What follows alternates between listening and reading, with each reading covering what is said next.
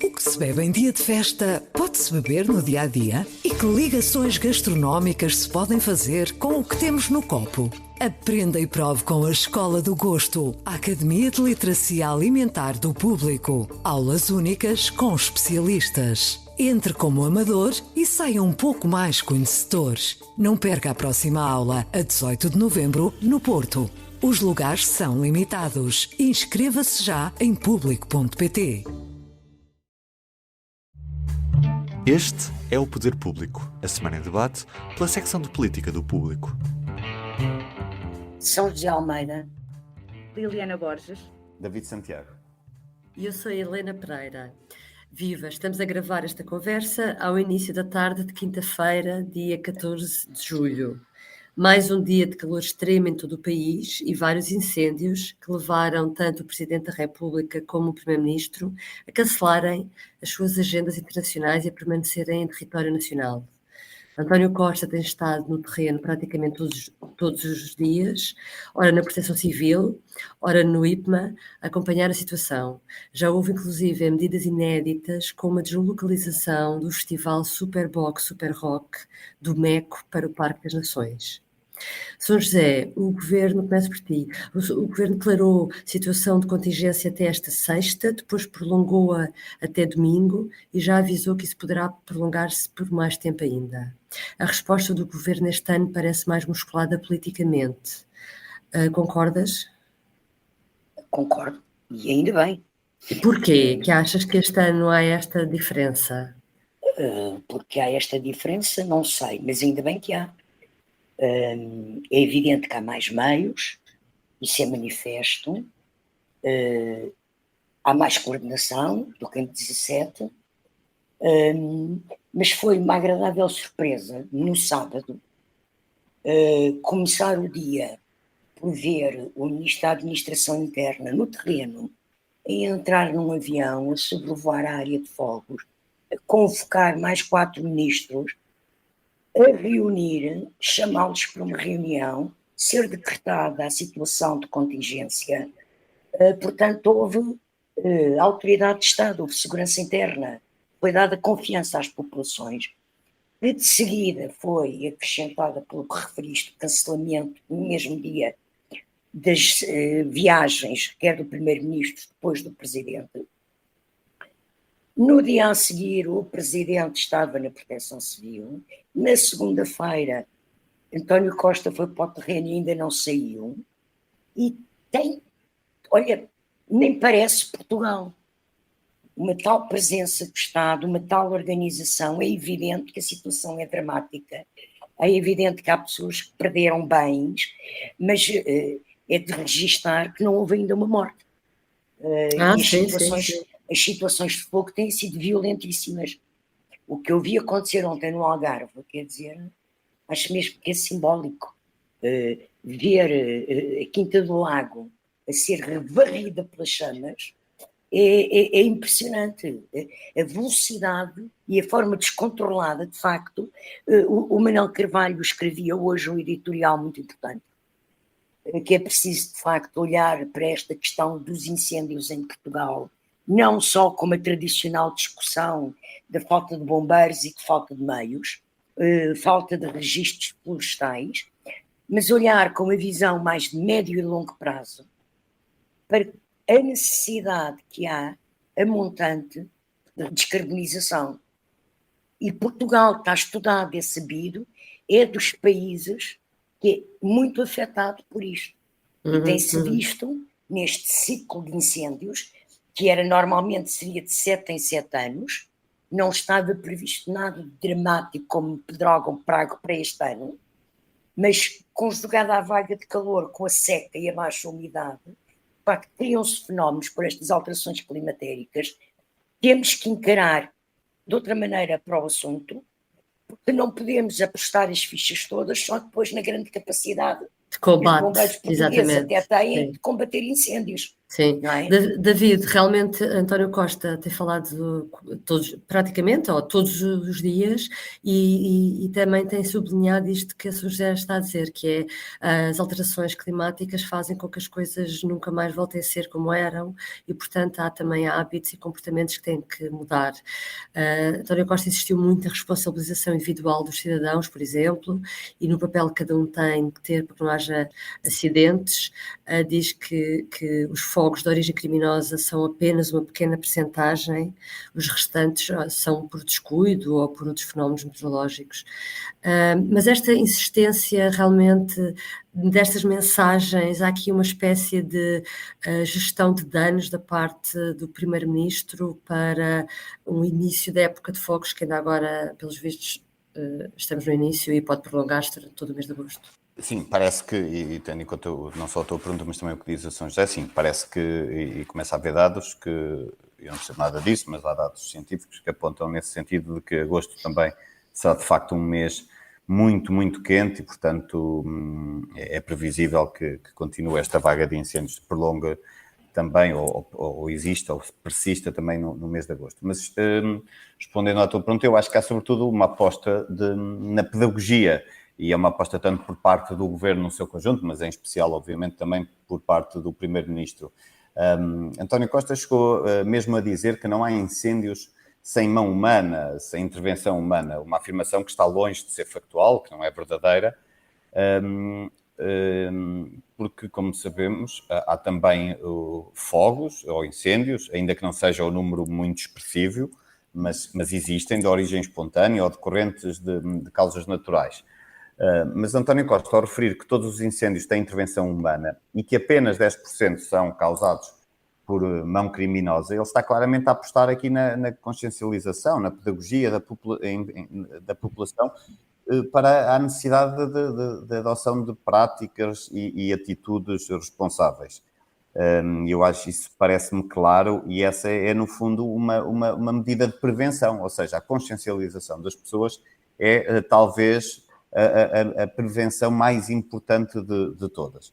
Mas eu gostava de realçar, apesar de tudo, e tendo em conta as declarações que têm sido feitas pelo Primeiro-Ministro, que além da responsabilidade individual, que é importante e que, como tendo em conta o que eu acabei de dizer, se percebe que é de facto relevante e que contribui bastante para estes incêndios, é preciso realçar que além dessa responsabilidade individual, continua a haver falhas do Estado ao nível da prevenção. Eu não consigo apontar casos muito concretos, mas quem vê reportagens televisivas percebe que há inúmeros relatos de várias pessoas, inclusive alguns responsáveis de entidades, de autarcas, inclusive, que parece que persistem muitos hectares florestais do Estado sem a adequada limpeza. Muitas das vezes até, eu vi pelo menos 2 reportagens em que isso era, pelo menos eram os relatos, e não, estou em crer que fossem mínimo, que correspondessem, tivessem alguma aderência à realidade, é que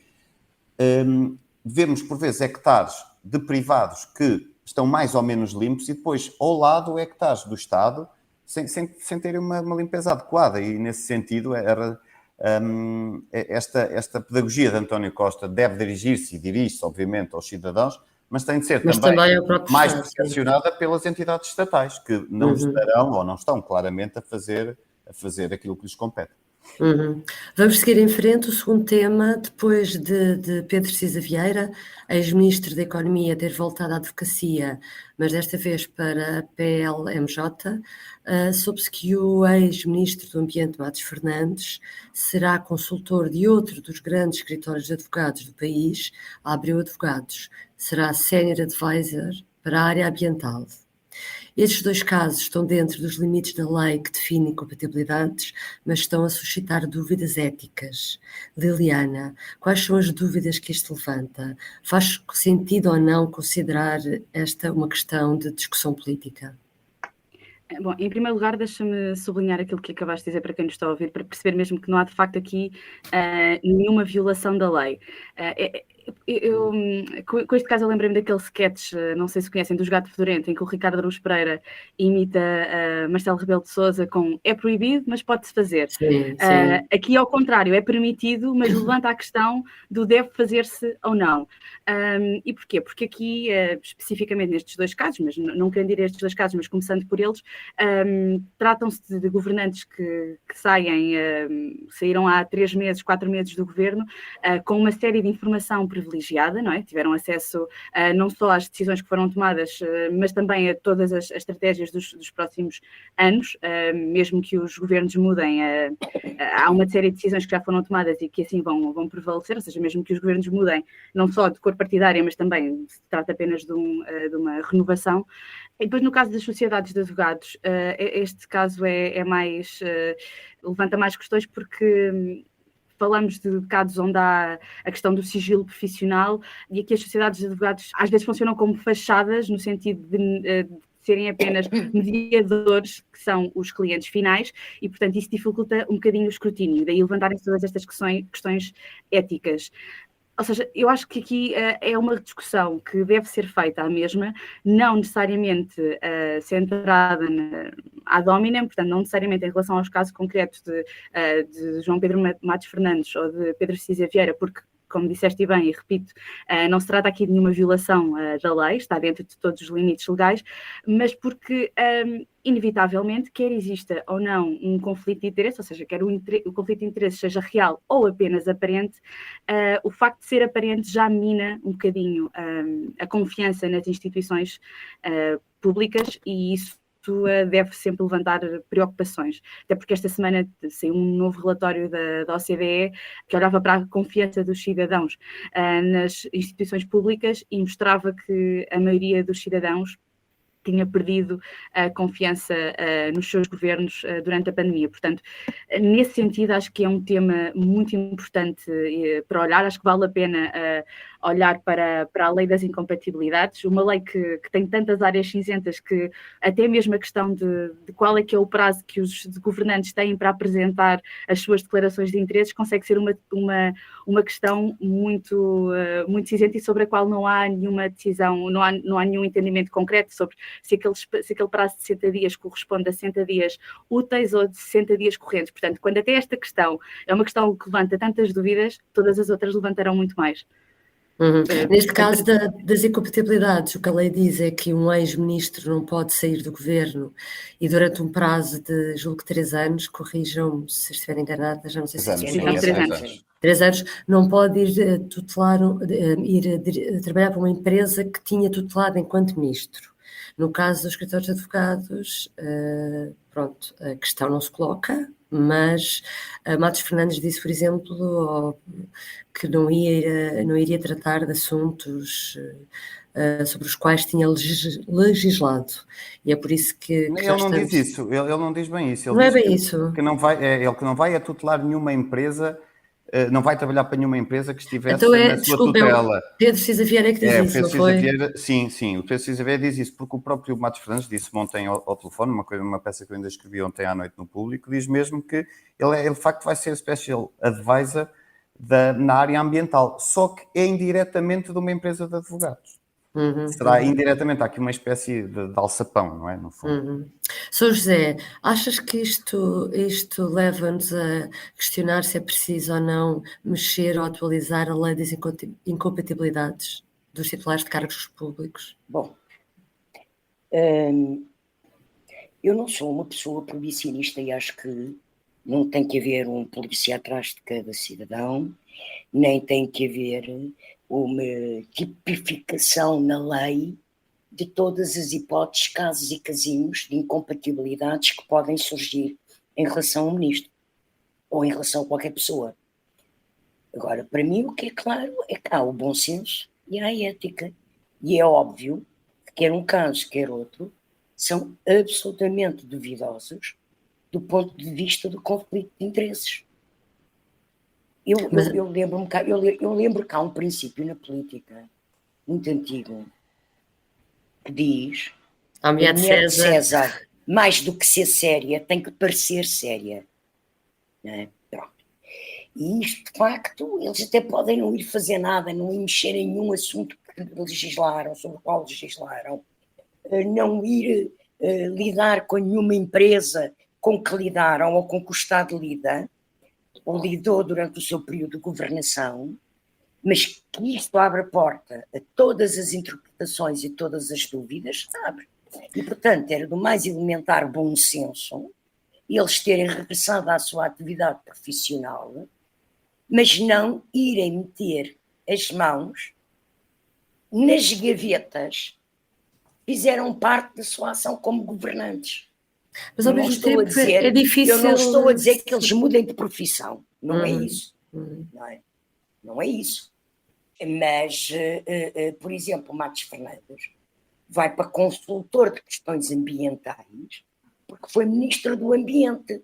Todo o seu anterior percurso profissional não passa por consultor ou por trabalhar em questões do ambiente, não é? E ele tem uma carreira pública firmada, não é? Pronto. No caso do Pedro Cisa Vieira, nós até podemos pôr a questão um bocadinho ao contrário. Pedro Cisa Vieira sempre foi advogado de negócios, apresentou empresas em contratos internacionais, em contratos públicos, em contratos privados. Pedro Cisa Vieira deveria ter ido para Ministro da Economia, a questão se calhar punha-se até logo nessa altura. Exato, sim, não ok. É? E pôs, pronto. Mas agora, volta outra vez, portanto, vai haver desconfiança, vai haver investigação dos jornais sobre os casos que eles vão acompanhar ou não acompanhar, e pronto. Quando isso é possível, não é? Mas há o dever de sigilo nas sociedades de advogados que depois também bloqueia aqui a fiscalização da comunicação social, ou dificulta bastante. Meu caro, aposto contigo que vamos ler muitas notícias sobre esse dever de sigilo nas sociedades de advogados. Sim, também há no Ministério Público, e vê lá como é que vão parar as coisas aos jornais. Bom, mas, portanto, eu penso que devia ter havido bom senso. Não estou a dizer que eles fossem vender bolas de Berlim para a praia. Pronto, têm que ter os seus estatutos profissionais, sim senhora. Mas não era preciso tanto. Não era preciso tanto. Não era... Isto é uma voracidade de poder, de presença, de poder mesmo, que aflige-me que não haja bom senso. Eu gostava, posso só realçar 2 ou 3 coisas muito rapidamente, vou ser muito conciso. Em relação ao Cisa Vieira, e o que disse a São José faz todo sentido, porque quando se fala das portas giratórias, claramente o Cisa Vieira completou o círculo, porque começa do lado dos advogados de negócios, vai para o Ministério da Economia e agora, e isso é importante realçar, ele vai coordenar uma equipa que trabalha diretamente com as empresas da PLMJ, com as empresas, que era o que ele fazia como Ministro da Economia. Portanto, isto diz trabalhava bastante. Com as empresas. Exatamente. No apoio às empresas. Exatamente. Ele não vai para a sociedade de advogados fazer uma coisa noutra área, não. É com as empresas que ele vai estar a coordenar a área das empresas. Agora resta saber se as empresas foram ou não. Ele teve alguma intervenção direta enquanto governante que tenha tido algum impacto nessas empresas. Acho que é difícil, tendo em conta até o tecido empresarial português, que é muito composto por PMEs, por micros. Portanto, as grandes empresas dificilmente não terão sido impactadas, e aquelas que lidam com a PLMJ, por norma, são grandes empresas, não tenham sido impactadas pelas decisões dele enquanto ministro. Por outro lado, o Matos Fernandes vai ser Special Advisor de um instituto que pertence a Abreu Advogados, mas vai ser na área ambiental, em concreto na área ambiental. Portanto, eles estão claramente a trabalhar nas áreas de onde provém, digamos assim, enquanto governantes. Eu acho que isto é fundamental realçar, porque... Não é que provém como governantes, é que tutelaram. Que tutelaram, exatamente, sim, é nesse sentido que eu digo, sim. E acho que isso importa realçar.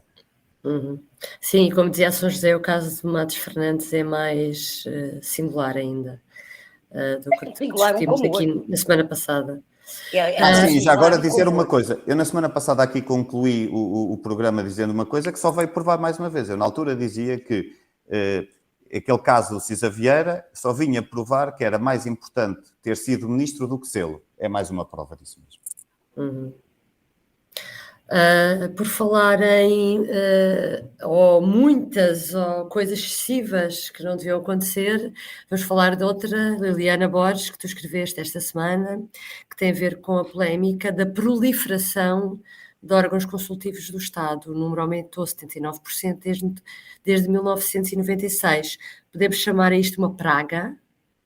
Deixa-me dizer que, entretanto, já aumentou mais nos últimos dias. Já estou atualizada. A lista está a ser atualizada e, entretanto, já temos mais 3 ou 4 organismos somados à lista que nós noticiamos. Nascem com cogumelos, pronto. É um bocadinho como isso. Se me perguntar se é uma praga, no sentido que está por todo o lado e não se consegue controlar...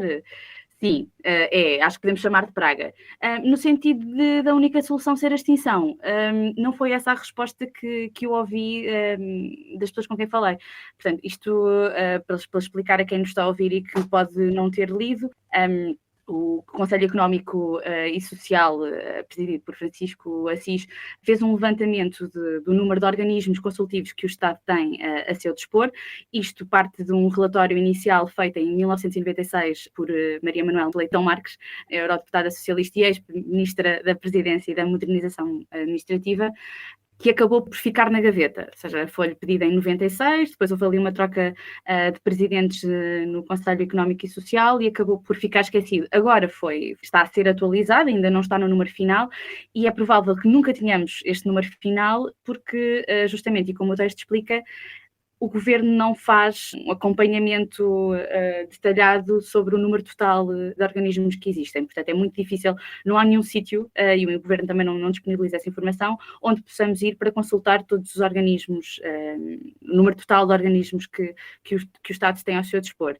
E, portanto, é muito difícil perceber quanto é que existem ao todo, o que é que cada um está a fazer em concreto, em que é que eles se distinguem, porque vimos, por exemplo, havia um que era o Conselho Nacional da Juventude, depois o Instituto Nacional da Juventude e do Desporto, ou seja, o que é que difere estes dois órgãos, porque ambos têm um papel consultivo do Estado e porque é que não podemos ter apenas um.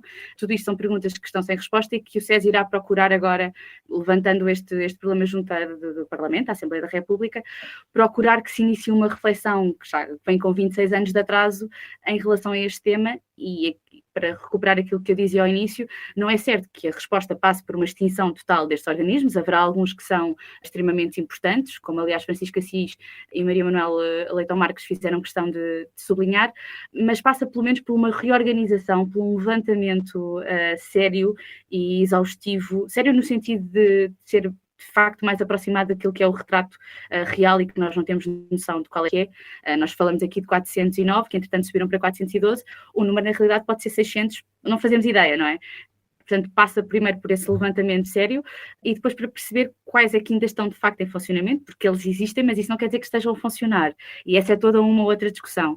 A proposta do SES é que alguns deles sejam integrados sob a tutela do SES, justamente para haver aqui uma poupança do erário público e para que se possa perceber, de facto, também qual é que tem sido o papel destes organismos ao longo dos últimos 26 anos, ou seja, se de facto tem havido decisões políticas que são tomadas consoante aquele que é o aconselhamento de cada um destes órgãos. Portanto, é uma praga, sim, por um lado, não quer dizer que a extinção total seja a resposta. É preciso que o processo seja visto com calma. Sim. Exatamente, mas também que não demore outros 26 anos. David, também partilhas com a Liliana desta dúvida se o atual governo irá agir e fazer alguma coisa para controlar e distinguir quais são os organismos que efetivamente fazem falta e aqueles que estão a mais? Não sei, duvido. Como relatou a ex-ministra Maria Manuel Leitão Marques ao público, ela encetou já há muitos anos esforços para, ainda antes de ser governante, para resolver este problema, e a verdade é que o número deste tipo de organismos consultivos nunca parou de crescer em 25 anos, e eu lembro também aqui uma questão um bocado paralela, mas acaba por estar de alguma forma relacionada. No último debate bimensal da Iniciativa Liberal, o líder parlamentar, perguntava a António Costa quantos grupos de trabalho e comissões foram criados ao longo dos cerca de 7 anos dos governos liderados por António Costa. Ele levava uma lista muito extensa, demonstrando assim, ou denunciando assim, o que pelo menos a Iniciativa Liberal considerou ser um número excessivo, e a lista claramente era extensa. Isto para dizer que Portugal e os mais variados governos, e não só do PS, obviamente, são zeros e vezeiros na criação deste tipo de organismos que se destinam a estudar como atuar em determinada área, ou qual o caminho a seguir para fazer uma determinada reforma, e no final produzem pouco ou nada, não é? Servem para o anúncio político, mas não na prática, exatamente. Acabam por produzir pouco e em termos de resultados objetivos e concretos, acabam por produzir muito pouco. Servem sim, sobretudo, para essa encenação política de que vamos criar este... O António Costa respondeu à iniciativa, ao Rodrigo Saraiva, da Iniciativa Liberal, até brincando, dizendo que vou criar um grupo de trabalho para saber quantos grupos de trabalho. Ele ironizou, brincou, teve alguma piada, mas não deixa de ser um bocado ter aqui um certo efeito ricochete esta brincadeira, porque António Costa também já fez isso, já anunciou esse, mas não é o único, isto tem sido comum ao longo dos anos em Portugal.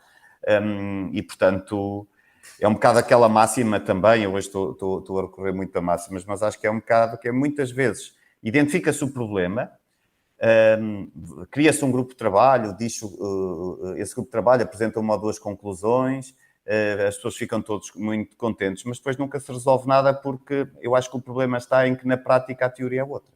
Uhum. Vamos só dizer só uma nota de uma das conclusões também do relatório feito em 1996 e que tudo parece apontar porque agora o caso se repita. Isto não é uma tendência de um governo em específico, de uma cor partidária. Portanto, tanto à esquerda como à direita há esta tendência cultural. É isso que eu estava a tentar dizer, sim. E a Maria Manuel Leitão Marques lançava até o repto de se perceber como é que é a dinâmica da criação destes órgãos consultivos noutros países, para perceber também qual é que é a tendência portuguesa face a outras práticas europeias. Está bem. A dinâmica deste podcast é terminar com o público notório.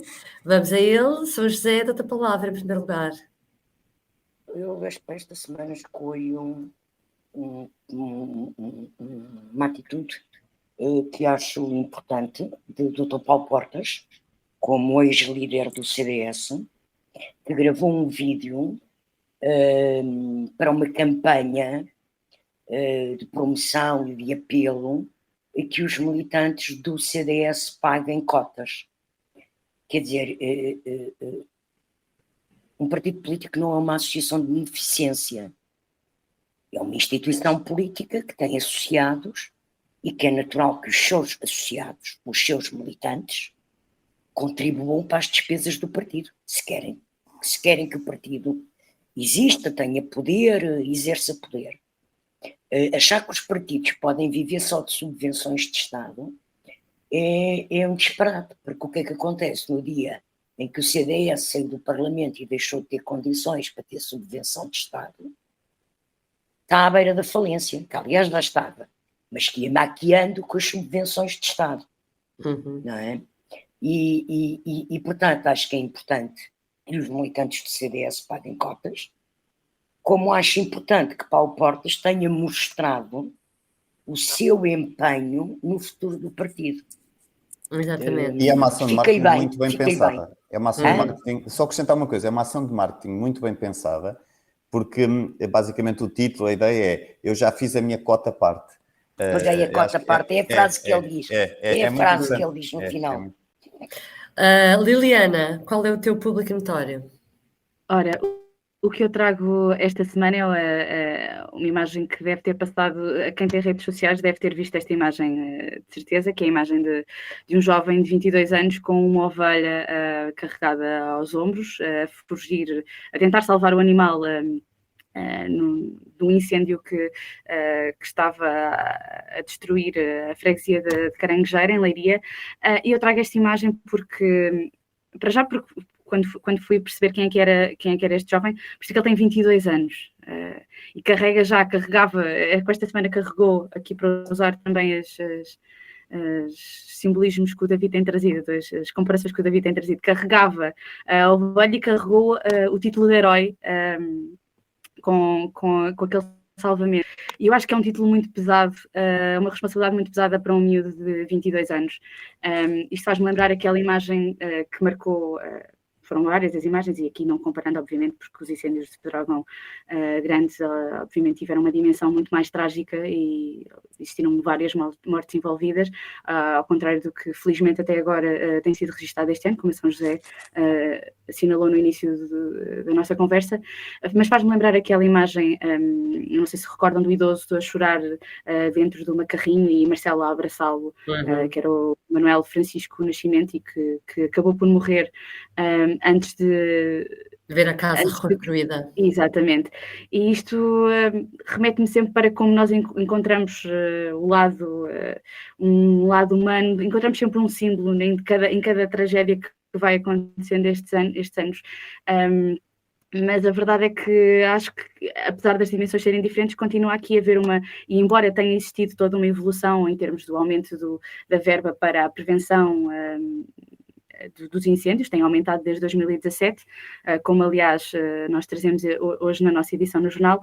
A verdade é que isto, para mim, destas duas imagens são as imagens de um Estado que continua a falhar e que é preciso fazer mais, e é preciso fazer mais a pensar justamente também no facto de o mundo estar a mudar. As alterações climáticas, se há prova de que elas estão aqui, que não são da amanhã, são de hoje, são os incêndios que têm acontecido esta semana devido a estas temperaturas assoladoras que temos sentido, e portanto acho que por mais apelo que se faça à responsabilização e de cada pessoa, como aliás nos fomos habituando a ouvir também durante a pandemia, de cada um é responsável pelo seu pedaço de terra, a verdade é que é preciso também dotar de meios e de estratégias todos aqueles do Estado que têm responsabilidade para isso, até porque a população